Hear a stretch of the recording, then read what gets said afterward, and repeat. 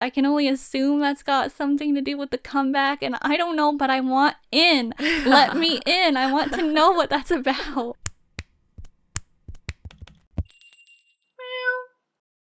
Howdy, Meowers. Welcome back to the BlushCat podcast. My name is Beth Rodgers, and today we are doing current events. Hello. Hi, Beth Rodgers. Hi. Current events. Yeah, but it's also like a free talk, right? Like, Yeah. okay. But it's not open mic night. Oh, okay. But like, I can speak freely. You can speak freely, Oh, yes. Okay. Thank God. So we have quite an agenda here.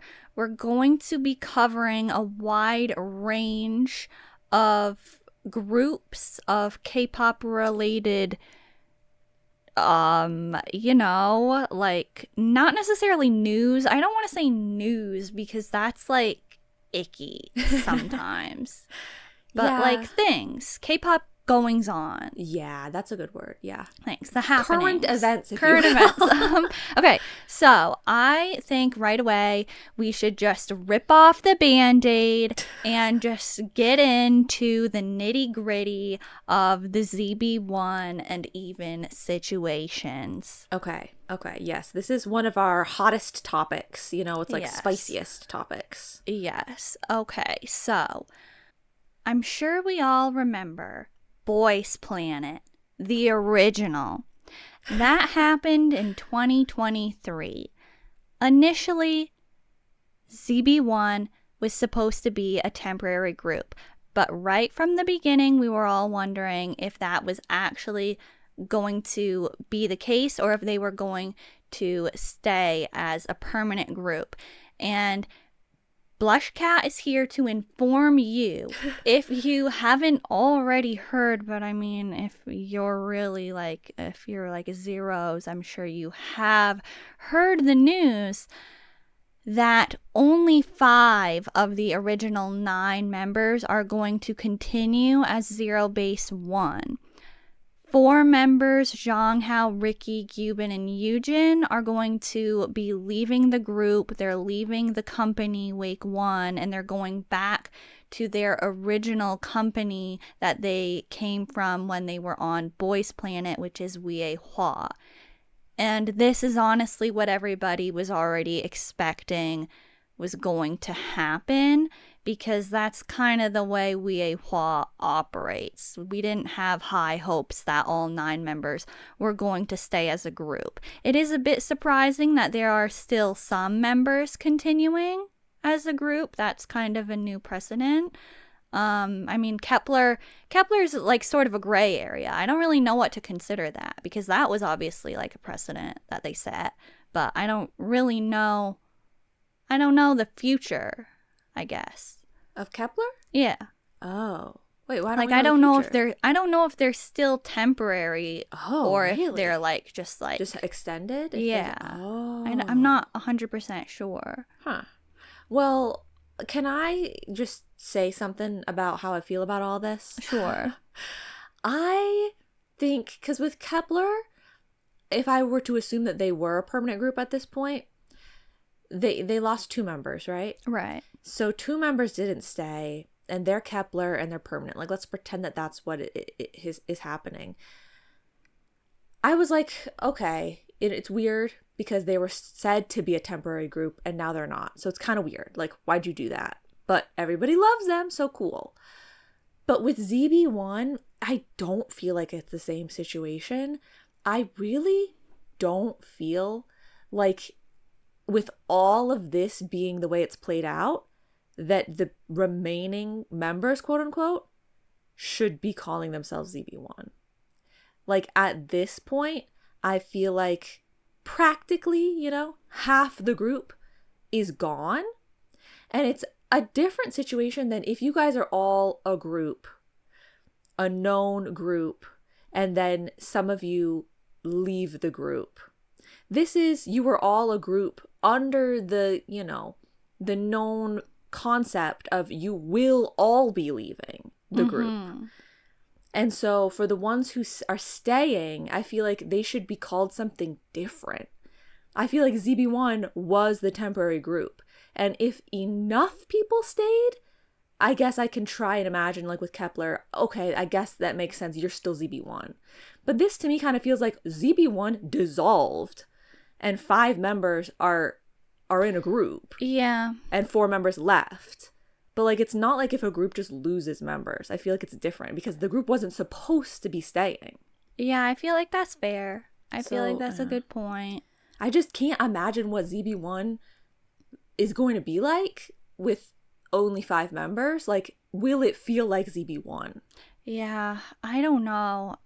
I don't know. Like, I'm glad, but it's so weird at the same time. Yeah. Like, obviously it would have been, like, it might have, I don't know if it would have been easier for everybody to just go their separate ways or to have it the way that, like, it is. But, like, obviously, I don't know. I kind of wanted them to still be everybody just because I don't, like, Hua, I don't know what's going to happen over there. Like, you never know. But so bringing EVNNE into the picture, they were formed, like, after Boys Planet as, like, you know, they became the group of other fan favorite type of people in a way. Like, you That's know. a much nicer way than I was going to put it. I was going to call them the Scraps. No. I like EVNNE. I really do. They were, like, also made up of people on Boys Planet, and they had kind of an uncertain future as well.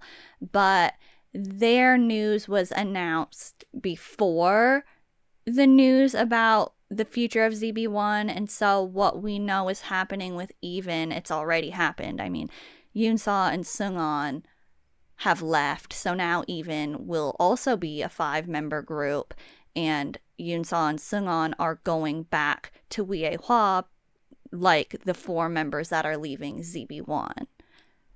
Basically, Hua is just collecting their people charges. back. Yeah, they're just, like, I mean, so you can't really blame them for that.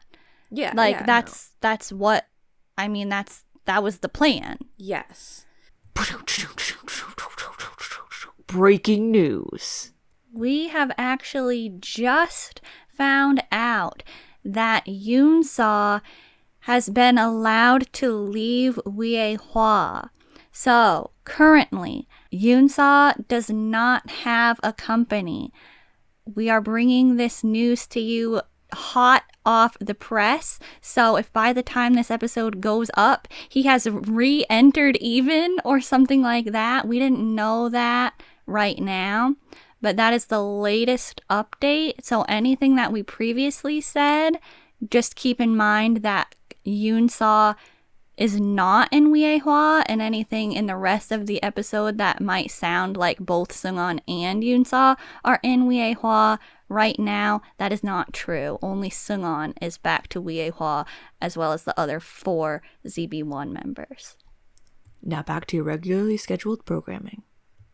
That's the thing too, is, like, you know, nobody wants to see the group disband that they like, but, like, it happened with 101, and I feel like everything is kind of fine. I mean, maybe some people are like, well, my member that I liked from 101 is not as successful as they were when they were in 101. Like, look what happened, you know? But at the same time, it's like, well, that was what was planned to happen. And, like, think about the groups that were formed and the people, what they got to do and stuff after that. And, like, if they had been in 101 the whole time, things would have been so different, and it wasn't the plan. Yeah. So EVNNE is still going to be a group.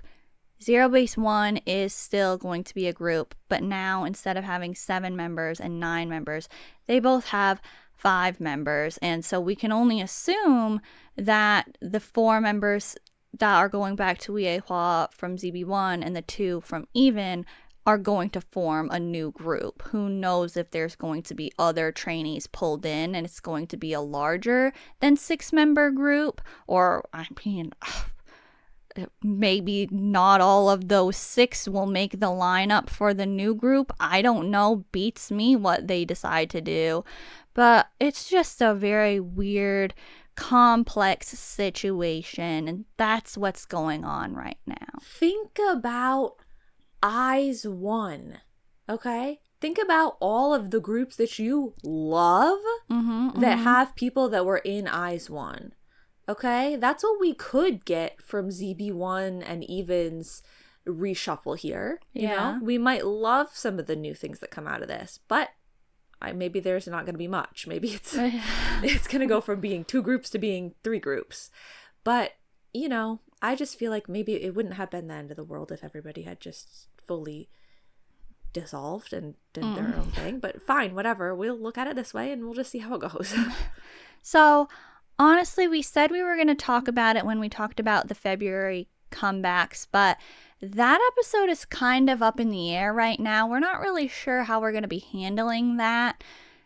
So, I think maybe it's just best to cover ZB1's releases now. What do you think?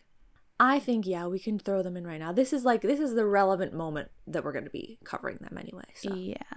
Okay, so we found out that ZB1, with their mini extension that they got as 9 members, they were getting one more special limited album. And that was released on February 2nd, but they had 2 pre-release songs, Running to the Future and Roses, that came out in January. And we haven't talked about any of this yet, so there's 3 songs total. And what do you think about all of the songs? Okay, Speed Run, Running to Future. Honestly, I should have just listened to it because I think it would have been fine. But watching the music video, I thought, ew. But what's new? Like, I really did not like the ghost person. Oh, the like light person. And then that light person showed up again in Lovepocalypse. I just hated that. I'm sorry. But I don't usually ever like ZB1's music videos.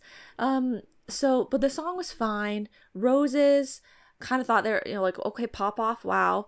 It was fun. And then Lovepocalypse is like a classic. It sounded like such a classic, like, group ending, reminiscing time song. Yeah, I definitely agree on that. So, yeah, like, I think they did a good job with all the songs. They're all kind of in the vein, though, of, like, ZB1's genre that they like to do, that are the songs that I don't really care about very much. So, like, they didn't have one that was, like, more, like, iconic, or one of the ZB1 songs I'm like, ooh, yeah, like, I really like this one. So, but they did a really good job. Yeah, I agree.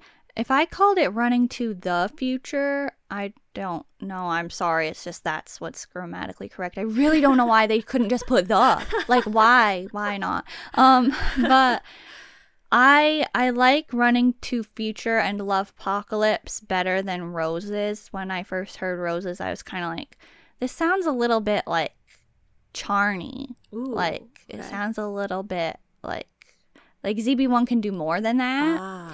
But, like, I heard it again and I was like, it's not as, like, charny as I thought it was initially. But I didn't even see the video for that one, actually, now that I'm thinking about it, because, yeah, like you, I didn't like the light person, and it just, like, the thumbnail for Roses, I was like, it looks like it's going to be just animation the entire time, and I don't really want to watch that right now, so I just never went back to it. Yes, can I just say, for the other 2 videos, they had the light person, and then they had clips of ZB1. Roses, it was just animation the whole time. But for the other 2 videos, they had long credits at the end. For that one, 0 credits at all whatsoever. So I have no clue who animated that, if there was an actual person behind that, or if the whole thing was AI generated. So, like, I'm like, wow, thank you for giving me absolutely 0 credits when you gave me credits for both of the other videos. Wow. So I can't really, I don't really have much to say about the videos. I just overall kind of, while I like the songs and I think that they're nice, I wish that, like, hearing, oh, they actually are getting one more thing. I thought it was going to be a full promotion, like a whole, like, another one more go. And it's not at all. They haven't promoted it. They're not going on music shows. They haven't done anything. Kind of feels like an epilogue. Like they were already finished, but, like, this is like, here, let's throw 3 more things out there. Yeah. So that's what we have with that. But we mentioned 101, so I feel like this would be a good chance to bring up the fact that 101 actually does plan to be active again this year. As we're recording this, I'm not exactly sure when, and I'm not exactly sure how, but it doesn't seem like they're getting a comeback moment with new songs. It seems like it's going to be a reality show, zero base type of thing. And please don't confuse it with Zero Base 1. 101, when they were a group, had a reality show called 101 Go Zero Base. And like, so I'm assuming it's either going to be 101 Go, 101 Go Zero Base type of content. Yes, it's, wow, so confusing for what reason? But if it is like the zero base content that they did, wow, I feel like it seems like it could be a great time. Yeah. But it also seems like it would be a very similar situation of Kang Daniel getting like a very limited appearance, just like he did then. He was always off filming when they had to do that sort of show. Seems like it's gonna be the same thing there, because he has and or is right about to start his military enlistment. So yeah, that's, you know, they're like, okay guys, let's get together. It's like, what? So it's definitely gonna be interesting. I'm looking forward to seeing what it will be like, because, you know, how different will the dynamics be? I don't know. But so we got some sort of teaser thing from 101 from Mnet, and it's kind of like, oh, okay. And then now at this point, all 11 members had this handwritten letter, and they were like, oh, Wannable, I'm calling out your name again. And I'm like, oh wow, that's like actually kind of like just thinking about each person and their career now, and like how it must have been so weird to like write Wannable like that. But it really just took me right back to that time. So yeah, but Daniel seems like for this show that they're having, he will have limited appearances, but I think he is participating at least a little bit. But I don't believe Kwanlin is going to actually be in the content. I think he just wrote on the letter. Yeah, I would be more surprised if he was part of it, because he hasn't really been back for their like other things that they've done, right? Right. And then most of the members attended Jihoon's movie premiere recently as well, kind of giving everybody a sneak peek about this 101 reunion that's happening. They're like, hey, we still do things together if we're invited. Yeah. And AB6, they announced they're having a comeback at some point. I don't know when, but I'm looking forward to that too. Well, then that's going to be busy for them. Yeah. But okay, AHOF. How about we talk about the small bit of AHOF news that we have, and that is Jeon's return. Woo! I feel like he came back, you know, from the very limited amount of stuff that I've seen since he's been back. He came back exactly the same, and yet somehow different. Yeah. Like the clip that I saw, he was back after, or he was back and they were doing like a jacket shooting or something like that. Yeah. And he was like acting so much the same, because he just has such a distinct vibe about him. Yeah. But he was like talking about ab reveals so much and like that sort of thing. And I'm like, what is going on? Like, I don't feel like this was the previous you. But like, it seems like he's in high spirits. That's good. Yeah, I hope that he can stay in a good place, you know. Yes. So he was at the fan meeting that AHOF had at the beginning of January, and he was most recently at the D Awards on February 11th. But AHOF has had some events in between those things that he did not participate in. I'm not entirely sure why. Maybe because they were already planned or something. I don't really know why he was kind of like not in those little like the sporadic ones in the middle, but maybe it's just like a slow reintroduction, and like maybe it's some of the things that are more casual, like like if there's something that's a huge like practice amount, maybe it's like, oh, maybe you haven't been ready to be jumping back into that, like you weren't there. Like for the start of the whole practicing. I just thought you were saying something completely different. Like I thought you were saying that maybe for the like the events in between were kind of lesser events, so he wouldn't really feel like, not to say wasting his time, but like, like because the fan meeting is such like their first fan meeting, he would want to be there for that. And then some like award show, it would be nice to be at that. I don't know. I don't know what things he was and wasn't at, so I was just guessing. Okay. Well, whatever the reason, we're glad to see him back, hoping for the best for Jeon and all of the AHOF members. And yeah, so that's what's going on there. Yeah, I think he adds a really nice element and dynamic to the content that I watch. So yeah, I think it's fun to have him back. He has been posting like on Weverse and stuff. So that's even though he's not at every schedule, he has still been active on the social media.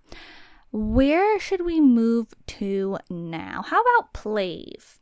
Okay, of course. Obligatory PLAVE mention. Yes. So PLAVE really, I mean, we're still just full in it, pleading our hearts out. We've been watching a lot of the recent live streams. They had the OST, Borrow Your Night, which actually 10 Centimeter did a song for it originally, like back when it was like a web thing. There was like a song and he did the same song. But so PLAVE is doing it again. Does it sound like the same song just with different singers, or is it like arranged a little bit differently? I mean, I think it's like arranged a little bit differently, but basically it's the same. Like it's not completely different genre or something. Right. Yeah. So how do you feel about that? Well, now I wonder how close it is to that other song, because I had a very distinct thing I was going to say about this, and I don't know. I feel like people are going to think that I'm sort of insulting the song or like bringing the song to a lower level. But I promise you that's not what I mean at all. Because it's a darling song. I feel like it's really so like, I don't know, I felt like darling was the best word. But the other thing that I felt about it, specifically towards the beginning of the song, the music in the background is giving music. Oh, yeah. Yeah, it is. And I'm like, that's not to cheapen it in any way. But it had like kind of a cutesy, like fun vibe to it, even though it's still that like drama type of song. So I think it's cute. Yeah, I like it. It might be my favorite of their OSTs. I don't know. It's kind of hard to decide, but I really like this one. I've only heard each OST probably once, so I can't rank them. Okay, so they are also, we know, preparing for a comeback, most likely Caligo Part 2. And we don't exactly know when that's going to be released yet, but that live with Noah and Bambi and Yeojun, when they were just talking about Eunho and they were laughing so much, I can only assume that's got something to do with the comeback, and I don't know, but I want in. Let me in. I want to know what that's about. Like they were like it, they made it such an extreme case of like, can I please know the inside joke that you guys are talking about right now? Because like you're acting like it's the funniest thing that has ever happened. Yeah. They're like, Eunho, like, you know, he had really to think about it, himself. But yeah, he decided he can do this for us. Like, what does that mean? So basically, Stan Plave, if you are waiting for the Plave episode part 6, I'm really sorry, but we don't really know when that's going to be yet. Just, we have a lot of other episode themes lined up, but we still love Plave. It's not like we haven't been doing a Plave episode because we all of a sudden hate Plave. It's just, we don't know. It's kind of just, whenever. Yeah. They also had a little mini pop-up shop for Mamemimu. Mm-hmm. Just a fun little thing to throw in there. Like, I saw a video of, like, all the stuff, and there were so many items. I was like, this doesn't seem mini to me. I don't know why they're calling it mini. They had, like, a ton of merch. It was cute. And you can also check out the Meower Monthly. For January, we had some updates on Plave, and we had a lot of recommendations for Plave content, and you can now view the Meower Monthly each month on our YouTube community tab, as well as our other social media, just in case you're curious. Yeah. YouTube now allows you to put more pictures per post, so it makes sense to be able to put them there now. Yeah. Okay, now I would like to talk about NCT Dream. Specifically, Jeno and Jaemin. Of course. So I'm going to start actually by mentioning the fact that their subunit is debuting on February 23rd. So, however the comeback episode for February works out, we are going to be fully talking about their debut then. I don't know, like, if we're gonna just be doing like a few groups or like it's gonna work the way it usually works. I don't know, but we can't talk about their actual debut yet because it didn't happen yet. But they have a lot of teasers out, a lot of mood films, and I don't know if you have seen any of the mood films yet or concept photos or anything like that, but I strongly recommend checking them out. I will have to do that, Beth Rodgers. I will have to do that. You need to, because, okay, I had no idea what to expect when they said, oh, subunit debut, Jeno Jaemin. Well, aside from celebrating, I was like, what's that going to look like? I don't know. And so I kept saying that over and over, like, what is this actually going to look like? And now that I know, I'm like, oh, this makes a lot of sense. I still don't know what it's going to sound like. They released the track list and like a mini description of each song, and I'm pretty confused by it all because it sounds like the lyrics are going to be a complete contrast to the rhythm. But I'll have to wait and see.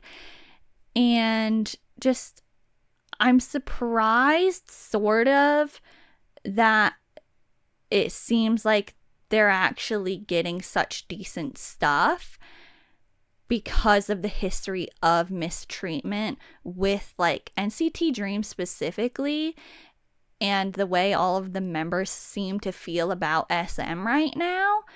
But at the same time, SM does have a good history with being able to create, in my opinion, a worthy subunit. So just like there's depth in these mood films that are coming out, and like the trailers, concept films, whatever we're calling them. And I didn't expect there to be like acting and such a strong narrative, but I think that's really cool to see. Ooh, I really should check them out. Yes.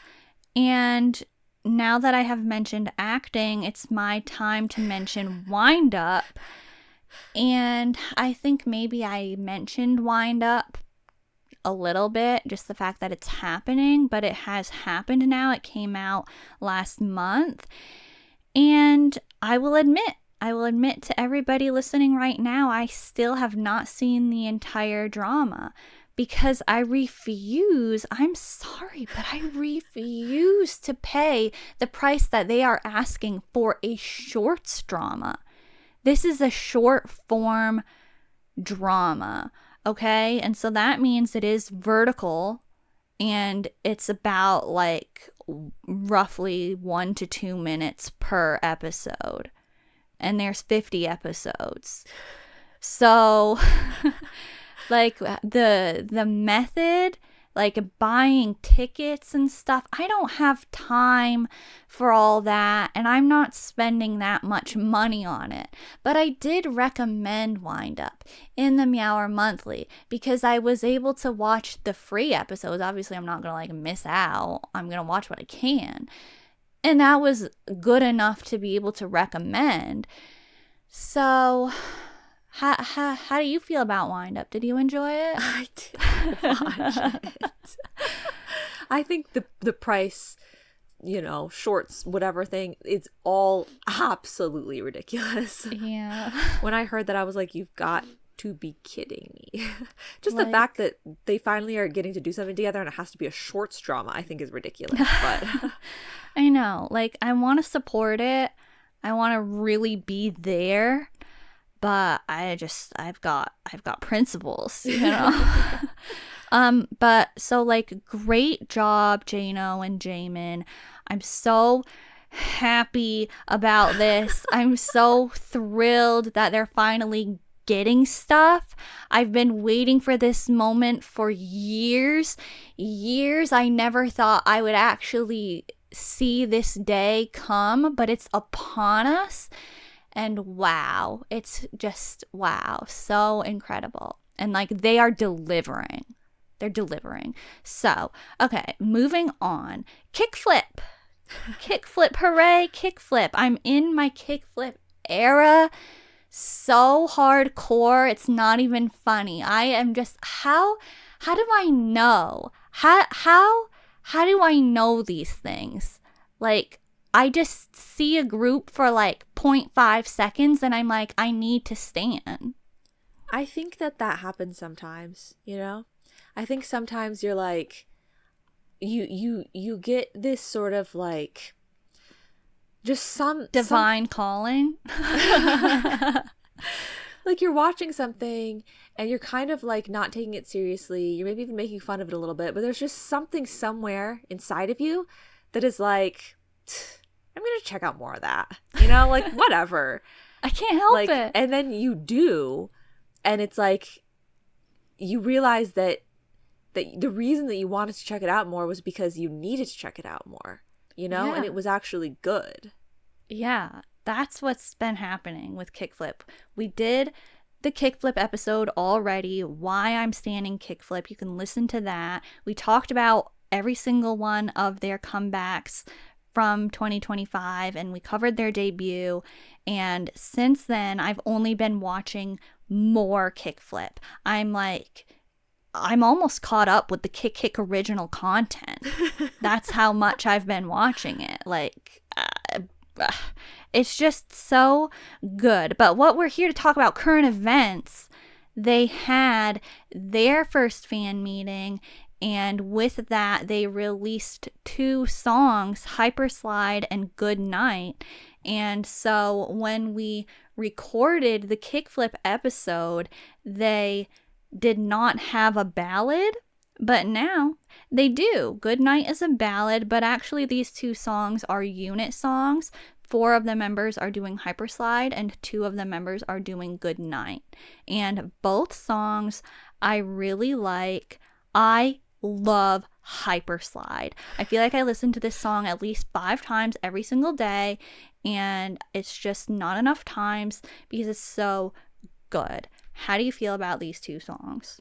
Well, I haven't really listened to them very much at all. Like, I barely know them, but I do like how energetic Hyperslide is, and it's giving totally &1 vibes. Ooh, so maybe that's yeah. why you think it's so good, because who else is really good? &1. If only we had current events, we could talk about them. But yeah, so I do like true. that about it. It seems like it could be an ampersand 1 song. It's really fun and energetic. Yeah. And I mean, does the ballad pass muster for you? Yeah, they did a nice job. Yeah. Okay, and so they also have an OST called Something Feels Wrong, and I think that's a nice, fun OST as well. Yeah, I thought it was kind of surprising because I feel like I always have this one thing in mind for OSTs, and I saw that it was going to be a historical drama based off the cover art. But it was totally giving like Jin and V's OST. Yeah, it It's has definitely those you. vibes. Yeah, it was giving that sort of more like fun kind of OST than like the PLAVE type, like the one that PLAVE just did. Yeah. So I was surprised by that. I thought that was fun too. Yes, I feel like OSTs can be kind of empty sometimes. Like it can kind of just be like okay, so they did an OST, whatever. Or they can be really, really good. And like I feel like KickFlips is totally enjoyable. Like I don't like it's not a flop. It's not irrelevant. And so I like that they have like like sometimes you don't want the OSTs to shuffle in when you're listening to the group's music, but this is like, it's just another KickFlip song. Nice. Let me say also on the record that I have been seeing KickFlip content, not the kick out, whatever. Kick original? Yeah, not the kick originals necessarily, but some other stuff, like a lot of the music video behinds, and it's really good. I think they're really interesting. Yeah. I mean, I had my first love song music video behind on the Meower Monthly recommendations page for January because I watched it and I was like, you know what? This matches the quality of the music video. Nice. So I'm going to recommend it. Okay. What else should we mention today? I think we should mention Billlie. Yes, these are the exact types of things that we need to bring into an episode like this, because it's like, is this a full comeback moment? Not really, no, but we've got to talk about it. Yes, so Billlie had a pre-release at the end of January, and so we said that like we weren't going to talk about it in our January comebacks episode, but we don't really know when their actual comeback will be. So we're just going to talk about Cloud Palace False Awakening now. So they have 3 versions actually of this song. So what are your thoughts? Well, firstly, I'd like to say that I love the name. I love when Billlie is doing the like subtitle in the title sort of thing. I think it's so iconic. I think that I was watching, the before sunset, before sunrise, all of that, and it Moonset, moonrise. It just all felt so natural. Yeah. It was very nice because it really pulled me in, and it just like I love that Billlie can do this type of music, but then also they're doing Ginga Minga Yo. It's like it's really nice, but like on top of that, just like I was there, like I was watching it, like I was like in it. I don't know how else to describe it, because it's not like it's a music video where there's like a story that they're telling you or anything, like visually. Yeah. But like still I was there enough to be like not just being like, oh yeah, they're singing and I'm kind of watching. Like I was actively watching because they were just doing a really good job, and it felt like all of this singing feels so natural. It doesn't feel like forced. It doesn't feel like people are using a voice. It's just pleasing and nice. I agree with that. High quality. Yeah. I mean, as expected from Billlie, I think it's a great song. I think all of the versions are really pleasant, and like you said, I love the title. Their Palace series is really nice, and I just think that they're offering something so unique in K-pop right now, and it's really worth checking out Billlie. And I've been listening to Billlie so much recently, and just like being reminded of how good all of their music is, and so it's making me just really want that actual comeback. Like, I'm wondering what the title track is going to sound like. Yeah. Well, I think we should also mention KiiiKiii, even though they had an actual comeback, like a full comeback. It was at the end of January, and we didn't cover it in our episode, and I don't feel like we should wait until the roundup all the way at the end of the year, because it's such a moment. Like, KiiiKiii is happening right now. Current events. Yeah, exactly. That's what I was going to say. It really is a current event right now with 404 New Era. Yeah. So KickFlip has a song called 404. You can check that song out as well. Just some KickFlip promotion. But yeah, KiiiKii's title track is 404 New Era, and they had an EP. And I think we should just like cover it. So what do you think? Well, I think that the song is really catchy. The music video, it's kind of a pass for me. Like, I don't really care one way or the other about the music video. But the performance, I do like. They lose me a little bit at the end with the dancing. It starts to get kiki. But before that, I was like, oh, yeah, this is something different from what I feel like I would expect from KiiiKiii in terms of vibes of the dance. And I liked that personally. But also, I just really like how unique 404 New Era is overall, even though it is highly referential. Like, it's referencing the 2000s era and like really trying to like call back to lots of those moments. But sound wise and vibe wise, I feel like it's very unique. Yeah, I actually really like all of the songs that they released with this comeback. I was pleasantly surprised. I was like, oh, this song is good. This song is good. I like their other music video they have too, the track video. I thought it was so just like, it matched the song so well. And KiiiKii's team, right from the beginning, even though at the very beginning it wasn't exactly my vibe, still, the whole time though, their team is so good at being able to capture and curate a specific aesthetic, and the aesthetic that they're going for is obviously the 2000s, but just everything, like, they're really just, they're going for it, and it's not disappointing. True. So the dance is very, very out there, but they actually, like, people, I guess, were like, I don't know if upset is like too strong of a word. Maybe they were just a little bit like, oh, like, why did you change the choreography? Because like the music video, the choreography is one way, but then on music shows they had been doing a different choreography, but now they heard that everybody was like, oh, well, why did you change it? And now they're doing it the original way again, so people are like, woohoo. Oh, interesting. So yeah, that was kind of a weird thing that was going on.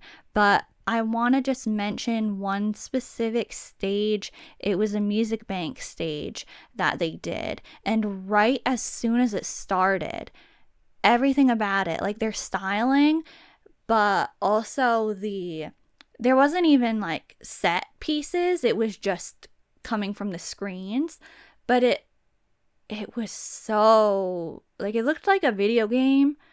I feel like a specific one, but I can't think of what one. But very 2000s, like the whole thing was just, the aesthetic was complete. So it was cool. It was a good stage. I think they've been doing a good job with this comeback.